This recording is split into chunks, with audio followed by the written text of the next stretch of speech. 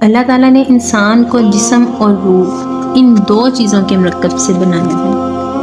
جسم کے بننے کا نظام اور ہے اور روح کے بننے کا نظام اور ہے۔ جسم کسی اور جگہ بنتا ہے اور روح کہیں اور سے آتی ہے۔ جسم زمین اور زمین کی غذاؤں کے مختلف مراحل کے پیش در پیش مختلف شکلیں بدلتا ایک روح میں ڈھلتا ہے، اور روح ایک لطیف اللہ کا امر ہے جس کا علم انسان کو نہیں دیا گیا۔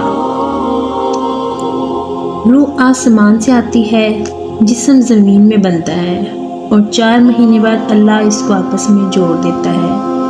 زندگی متحرک ہو جاتی ہے، روح ہی کے ساتھ زندگی کی بقا ہے۔ جب اللہ اس کو واپس نکال لیتا ہے تو سارے ٹائٹل ہٹ کر صرف ایک نام سب کو مل جاتا ہے، اور وہ میت کا ہوتا ہے۔ وہ حضرت مولانا ہو، وہ کوئی ڈاکٹر ہو، کوئی بادشاہ ہو، وزیر ہو، سارے اعزاز ٹائٹل ہٹا کر اس پر میت کا لفظ مہر لگ جاتی ہے۔ اس میں سے کیا نکالا؟ ہر چیز تو موجود ہے، وہ بولتا کیوں نہیں، اٹھتا کیوں نہیں، چلتا کیوں نہیں؟ اس میں سے روح نکل گئی۔ روح ہمارے جسم کی اصل ہے، اس کو اگر نکال دو تو جانوروں کو بھی پتہ ہے کہ یہ بے جان چیز ہے۔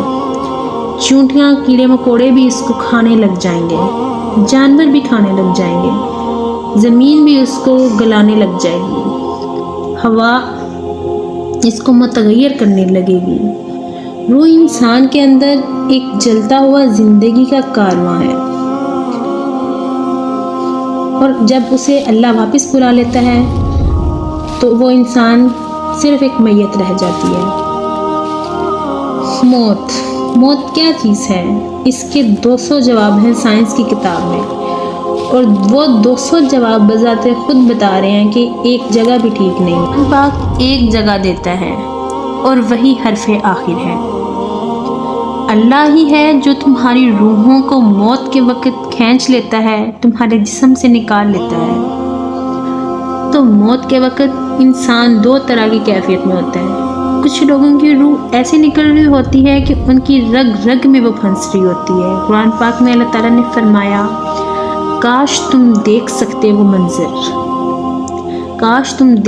منظر جب اللہ کے فرشتے نافرمانوں کی روح کو نکال رہے ہوتے ہیں تو ان کے منہ پر بھی مارتے ہیں، ان کی کمر پر بھی مارتے ہیں۔ وہ پیچھے ہٹنا چاہتے ہیں کہ مجھے تھوڑا وقت دے دے، اب میں پورا ٹھیک مسلمان بن کر چلوں گا۔ اور حدیث پاک میں آتا ہے کہ ملک الموت اترتا ہے، اس کے ساتھ 4 فرشتے اترتے ہیں۔ وہ چاروں فرشتے آ کر اس کی پٹائی شروع کرتے ہیں، اور ملک الموت کہتا ہے، اے خبیث روح جو خبیث جسم میں تھی، باہر آؤ۔ اب وہ واپس تو ہو نہیں سکتی، اپنے آپ کو روک تو سکتا نہیں، تو وہ حیران پریشان خوف زدہ ہوتا ہے۔ اس کے جواب میں ملک الموت اس کو کہتا ہے، تیار ہو جاؤ خوفناک عذاب کے لیے، کھولتے پانیوں کے لیے، کانٹے دار جھاڑیوں کے لیے، اور بے شمار عذاب کی شکلوں کے لیے۔ تو اس کی روح کو جب کھینچتے ہیں وہ رگ رگ سے کٹ کے نکلتی ہے، تو سارا وجود زیر زبر ہوتا ہے۔ سکرات کا درد ساری دنیا کے دردوں پر حاوی ہوتا ہے۔ تو جب اس کی روح نکلتی ہے، اس کو لے کر آسمان پر چلتے ہیں، دروازے پر پہنچتے ہیں تو اندر سے فرشتے پوچھتے ہیں کون ہے؟ وہ کہتے ہیں فلاں کا بیٹا ہے۔ وہ کہتے ہیں یہ تو وہی خبیث ہے، یہ تو وہی خبیث روح ہے جو خبیث جسم میں تھی، یہ تو وہی بدبخت روح ہے جو بدبخت جسم میں تھی، اس کے لیے آسمان کے دروازے نہیں کھول سکتے، اسے اب واپس کر دیا جائے۔ ان کے لیے آسمان کے دروازے نہیں کھلیں گے، اور ان کے لیے جنت کے دروازے نہیں کھلیں گے، پھر یہ وہاں سے نیچے گرائے جاتے ہیں۔ اللہ کا قید خانہ ہے، اور تمہیں خبر نہیں جو اللہ کا قید خانہ ہے، جو اللہ تعالیٰ نے بنایا ہے، اسے وہاں دھکیل دیا جاتا ہے، پھر قیامت تک اس کے لیے انتظار کی گھڑیاں ہیں۔ اور اگر کوئی نیک آدمی اس کا اللہ کے پاس جانے کا وقت آتا ہے تو اللہ سبحانہ و تعالیٰ فرماتے ہیں، جب کوئی نیک مرد عورت کے جانے کا وقت آتا ہے تو اس کے لیے وہی فرشتے آتے ہیں، اس کو خوشخبری دیتے ہیں، اس کو تسلی دیتے ہیں کہ آپ غم نہ کریں، پیچھے والے بھی آپ کو مل جائیں گے، آپ خوف نہ کریں، آگے والی ساری منزلیں آپ کے لیے آسان ہیں، آپ کے لیے جنت بھی بنا رہے ہیں، رب بھی آپ پر مہربان ہے۔ اور حدیث پاک میں آتا ہے کہ ملک الموت اور 4 فرشتے آتے ہیں، وہ چاروں فرشتے اس کو سہلاتے ہیں، دباتے ہیں کہ موت کا درد اسے محسوس نہ ہو، اور ملک الموت فرماتے ہیں اے نیک روح جو نیک جسم میں تھی آگے آؤ، آپ کو بشارت ہو، آپ کے لیے جنت تیار ہو چکی ہے اور وہاں کی ساری نعمتیں آپ کے لیے میسر ہو چکی ہیں، اور اللہ آپ پر راضی ہو چکا ہے اور اللہ آپ پر خوش ہو چکا ہے۔ اس پر اس کی روح کو نکالا جاتا ہے، پھر سارے فرشتے تو اس کو استقبال کے ساتھ آسمان پر لے کر جاتے ہیں، تو اندر سے پوچھتے ہیں کون ہے؟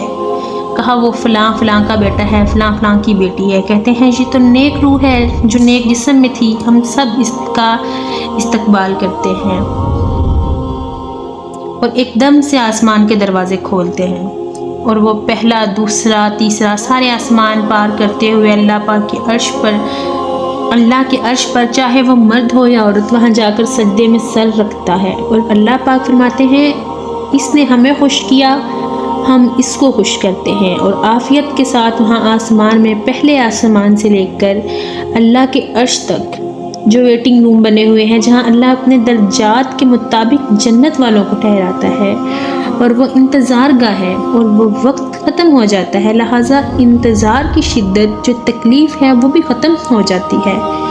وقت ختم ہوا تو انتظار کا احساس ختم۔